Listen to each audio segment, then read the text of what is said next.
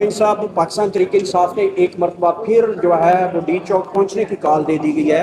Last लिए हमने देखा कि कोई लीडरशिप नहीं थी पाकिस्तान तरीके इंसाफ के वर्कर्स को वहां पे लीड करने के लिए।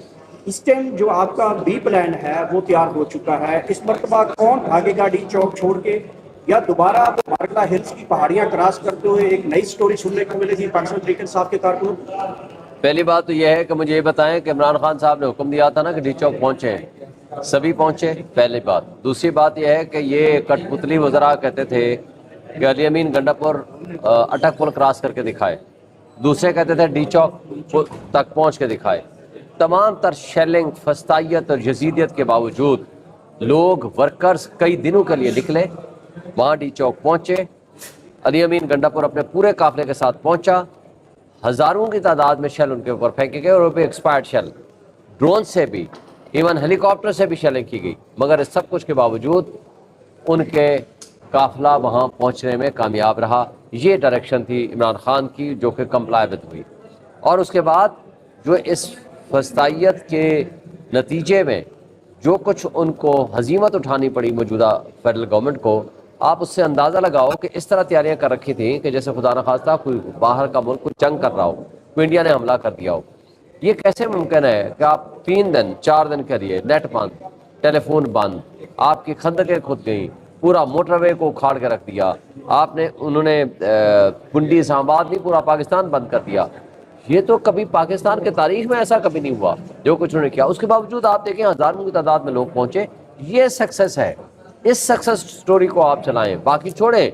और जहाँ तक बाकी इस बात का ताल्लुक है किसने क्या किया, कौन पहाड़ों में गया, ये सेकेंडरी चीज़ें हैं। इमरान खान, अली अमीन गंडापुर इमरान खान के बाद दूसरा बड़ा लीडर है जो इन तमाम तर यजीदियत और फस्तायत के बावजूद डी चौक पहुँचा और रास्ते की तमाम रुकावटें दूर हुई। अच्छा शुएब शेख साहब, अगर ये बात थी कि आप लोगों ने मारगला हिल्स की पहाड़ियां नहीं अबूर करनी थी, तो फिर वर्कर्स को कहते कि हमने सिर्फ डी चौक पहुंचना है, हाथ लगाना है, फिर वापस चले जाना है। कारकुन तो तीसरे दिन तक मार खाता रहा, लीडरशिप गायब रही। इवन के कुछ हमें नजर नहीं आया, 2-3 लोगों के अलावा बाकी लीडरशिप कहाँ गायब रही थी? एक बात तो आपको कि ये फैसला था पार्टी का कि जो MNAs एंड सेनेटर्स हैं वो इस पार्टिसिपेट नहीं करेंगे। ये this was a decision because of the latest amendment 26 amendment जो आ रहे हैं, तो लिहाजा ये एक फैसला था। दूसरा, चूँकि आपको पता है कि वहाँ जाने के बाद इमीडिएटली जो अटैक हुआ रेंजर्स का और उसका IG इस्लामाबाद का, उसके बाद की सिचुएशन ऐसी थी कि उसको ज़ाहिर कंटिन्यू करना पड़ा। उसके बाद जो कुछ भी हुआ है ये सारी उनके ख़िलाफ़ एक चार्जशीट है मौजूदा हुकूमत के ख़िलाफ़। जो जमहूरियत के दावेदार हैं उन्होंने जमहूरियत को एक तमाशा बना के रख दिया है। चूँकि हर पॉलिटिकल पार्टी का ये एक फंडामेंटल राइट होता है कि वो वहाँ जाए और जा करके अपना प्रोटेस्ट रिकॉर्ड कराए। आपको पता है कि इस्लामाबाद का जलसा सबसे पुरअमन जलसा था। इस्लामाबाद हाई कोर्ट के हुक्मनामे 6 थे और उसके अलावा इनका NOC भी था। फिर भी मेरे समेत सारी लीडरशिप पे पर्चे हुए, हम जेलों में भी रह कर आए। बात यह थी कि इनको इजाज़तनामा हो या ना हो, लोगों ने निकलना था और इन्होंने फस्तायत की मिसालें कायम करनी थी। इससे कोई फ़र्क नहीं पड़ता। इंशाअल्लाह ताला हमारे लोग बाहर आएंगे। हमारे इमरान खान के जो टाइगर्स हैं, इमरान खान के हम सब सिपाही हैं। हमने मुश्किलात माजी में भी देखी हैं और आइंदा आज भी देख रहे हैं और आइंदा भी देखेंगे। लेकिन हम इस वक्त एक बात उनको पहुंचा चुके हैं कि जनाब, आप अगर कोई भी इस तरह की गैर आइनी तरामीम की सूरत में हो या कोई भी फस्तादियत का माहौल कायम करेंगे तो इंशाअल्लाह ताला हमारा वर्कर उठेगा। वो ना सिर्फ डी चौक हो या किसी भी जगह पे इमरान खान कॉल देगा तो लोग इसकी बार जो है वो शुएब शेख साहब जो है वो इसी तरह पिछली तरह की स्ट्रेटेजी है, लावारिस होगा या फिर क़यादत मौजूद रहेगी डी चौक में? देखें, हमारा हर वर्कर का लीडर है। एक बात आपको जहन में रखनी चाहिए, कोई लीडर हमारे, मुझे बताएं, जो इस वक्त MNAs या MPs बने हैं उसमें से 80% से 90% के दरमियान तो वो है जो वर्कर है।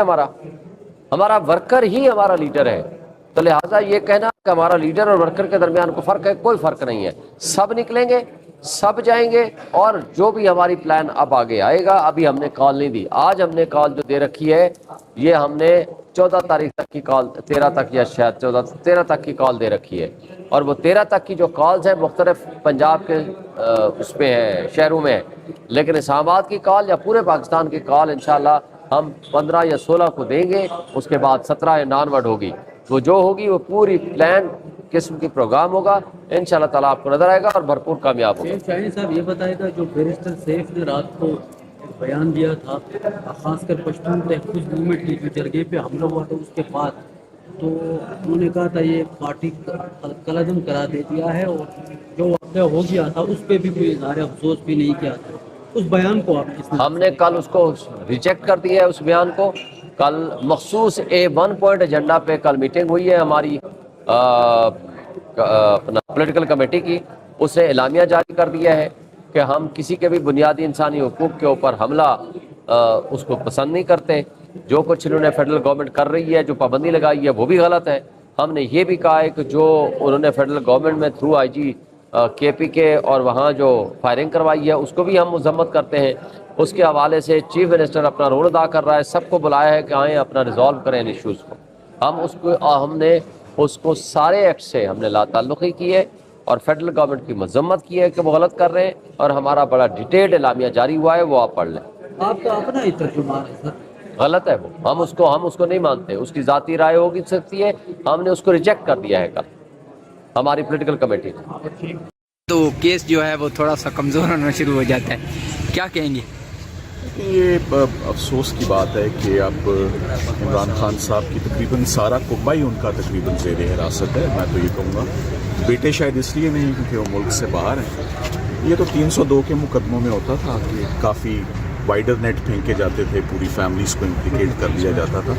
تو یہ افسوس کی بات ہے کہ دے آر علیمہ خان صاحبہ اور ان کی بہن عظمیٰ خان، یہ دے آر ایلڈرلی فیمیلز، اور ان کا کوئی پولیٹیکل بیک گراؤنڈ نہیں ہے، کوئی گورنمنٹ میں ان کا کوئی عمل دخل نہیں تھا۔ اس کے باوجود ان کو بلا وجہ گرفتار بھی کیا ہوا ہے اور ریمانڈ پہ ریمانڈ بھی ان کا ایکسٹینڈ ہو رہا ہے۔ سو آج ہم امید کرتے ہیں کہ ان کو ایٹ لیسٹ ڈسچارج کیا جائے ان کو، اور ان کو اس مقدمے سے بری الذمہ کیا جائے۔ اس میں کوئی ایسا سچ کوئی بات نہیں ہے۔ سر نعیم پنجوتا صاحب جو انتظار پنجوتا صاحب جو ان کو اٹھایا گیا ہے سر، حالانکہ وہ لیگل ٹیم کے ہیڈ بھی ہیں، ان کو کیوں اٹھایا گیا سر؟ اس کے اوپر ایک پٹیشن آلریڈی فائل کر دی جا چکی ہے اسلام آباد ہائی کورٹ میں۔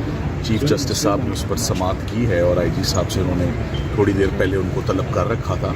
تو اس میں بھی یہ بہت افسوس کی بات ہے، اور اٹ از ویری انفارچونیٹ کہ ہر وہ شخص جو عمران خان صاحب سے جڑا ہوا ہے، چاہے وہ خونی رشتہ ہے یا لیگل ٹیم کا حصہ ہے، ان سبھی کو جو ہے یہ مسائل جو ہیں وہ درپیش ہیں۔ ڈیفیکلٹ ٹائم ہے، یہ بہت عرصے سے پتہ تھا کہ اکتوبر نومبر جو ہے بڑا سینسٹیو ٹائم ہے اور یہ پیریڈ ہے، اور وہ بالکل جو اپریہینشن تھی وہ درست ثابت ہو رہی ہے۔ آپ کے سامنے ہی حالات ہیں، اب آج دیکھتے ہیں انشاءاللہ ریمانڈ ہے سر جوڈیشل کروائیں، وہ آج ویسے تو جوڈیشل ہی ہونا ہے، لیکن آپ کہہ رہے ہیں ڈسچارج کروائیں گے۔ ڈسچارج خواہش جو ہے ہمیشہ وہ اچھی رکھنی چاہیے۔ Thank you. Thank you sir.